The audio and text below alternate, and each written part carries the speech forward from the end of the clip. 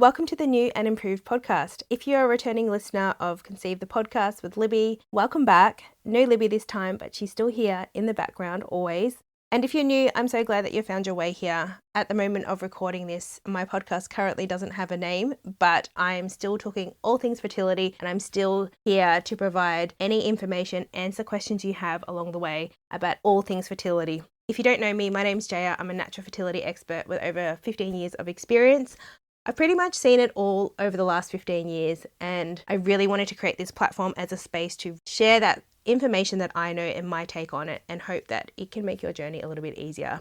I think that the whole IVF world is completely overwhelming, and finding your place and the people that you align with is a really important part of how you get the answers that are going to serve you the best. What I mean by that is that everyone has different values and different ways that they want to solve a problem. Either you're completely natural, or you're really into the conventional medicine side of things, you want everything that's evidence-based, or you're someone who wants to take bits and pieces of both worlds. And if you're that person, you're in the right place, because that's exactly where I come from.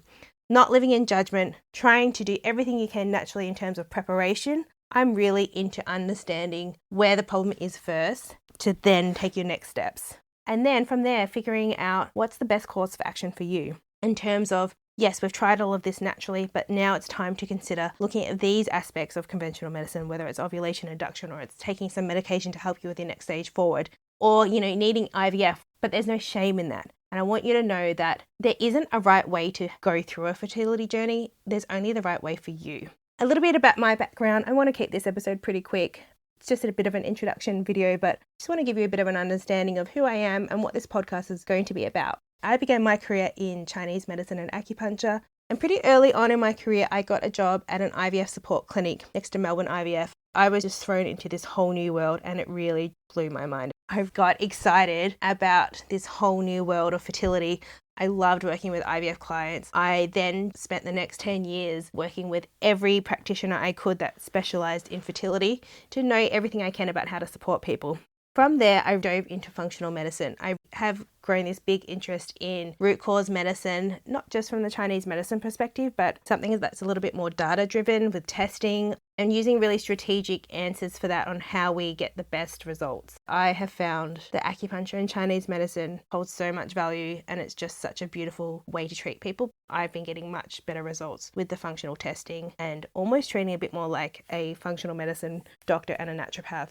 So that's where my passion has really led me to. And then I've also done my master's in reproductive medicine. So understanding that conventional medicine side of things has been really important to me. And now that I have trained in all these different areas, I feel like I can take the best of both worlds and help to guide my clients into the journey that's right for them. Because what I found that over time was that clients were coming in to see me for acupuncture, and when it comes to fertility, it's too complex. They're coming in and they're talking about their Western medicine diagnoses, they're talking about the drugs they're taking, their IVF cycles, and if you don't know what that all means and then how that affects the work that you're doing as a Chinese medicine practitioner or a naturopath, you're just so far behind in the game.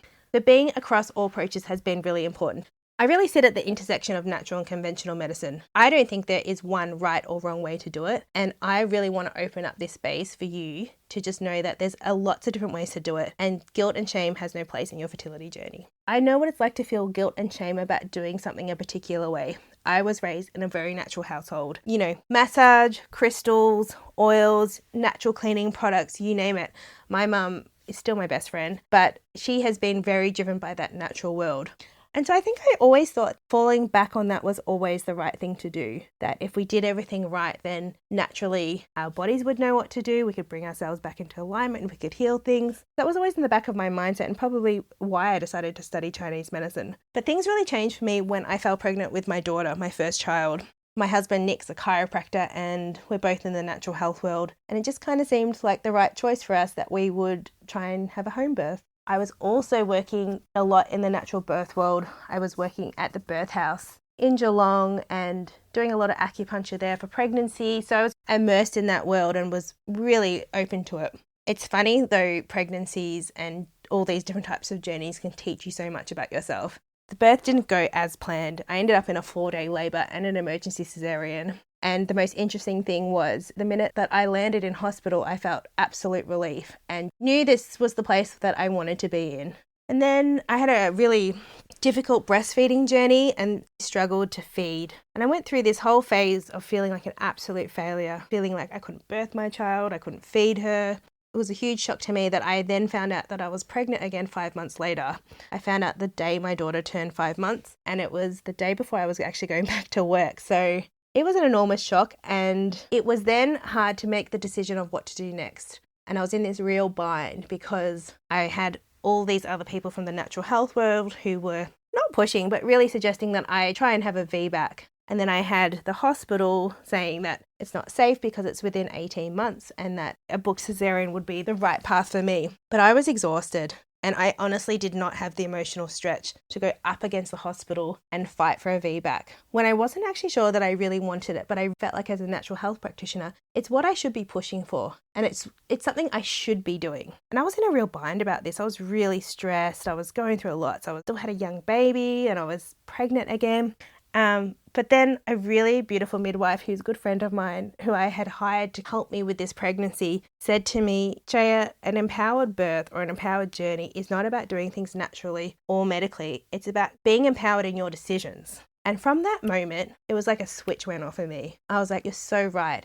It's not about doing it naturally or doing it medically and being a hero. It's about making the decision that's right for you. And in that moment, I made the call. I booked in the cesarean. It all went beautifully, and I knew I was in the right place and making the right decision for me. I share this story because this experience with my children has completely reshaped how I work with my fertility clients. Because I don't want them to feel ashamed or judged about any of their decisions. I want them to feel empowered to go on the journey that's right for them. Because there's no right way of doing it. And this is why I always like to ask people what their emotional stretch is like. You might feel really, really dedicated to doing things naturally and you go, I'll give it as long as it takes. Whereas the person next to you says, I don't even care about that. I'll do what I need to do naturally and then I want to do IVF. And no one should feel ashamed in the decisions that they want to make. So what can you expect from this podcast? I want to do a deep dive into complex fertility. I think there's a lot of information out there where we're talking about a lot of the basics. I'll still cover the basics, but I really want to have a space for the people where it's not working. Those people who go, I've done all those things and I feel alone and I feel like there's no one there to support me on this journey. People who are poor responders for IVF, who've been told that their egg quality is the problem, are lumped into that box of unexplained infertility, or male fertility is just not even checked. I also want to teach you how to blend the best of natural and medical approaches with confidence and just have some really honest conversations about the emotional side of fertility, because we do all the right things. We're told what to eat, how to move, when we should be having sex and all those things in between, but no one's really talking about the mental load that women are carrying on this journey. When we talk about the fact that you need to de-stress, which feels like another job for most people, these are the things that a massage won't fix, that extra yoga class, because this mental load and this worry, it follows you wherever you go. And it's an accumulation of being told you need to do all of these things. Your partner's not that important in the journey. He did a sperm test and he has sperm, so it's okay. But outside of that, you're carrying all of this by yourself, which means you're carrying the worry. And when no one can tell you what's wrong, you're also then looking everywhere in between to figure out if there's an answer somewhere. I'm talking late night Google searches and everything else in between. So giving you some strategies and some tools on how to drop that mental load and feel like you're somewhat yourself is going to be something that we're going to talk about a lot as well. Because this version of who you are now, the one that feels angry, is worried all the time, feels like she's lost connection with her body and does not trust it at all, I just want you to know that this is a season. This is not who you will be forever. It is a phase of your life. And I don't want you to think that this is who you've become now. Okay, so this podcast is really for you and anyone else who's listening, any of your friends who have also been struggling on their journey. I would love it if you would give me some questions or some topic requests that you want me to cover. You can email me anytime, jaya@fertilitywithjaya.com, or you can search me on Instagram, fertilitywithjaya, and just send me a DM, because I'm here to make sure you're supported every step of the way. I'm going to wrap that up there. Thank you for listening, and I'll see you in the next episode.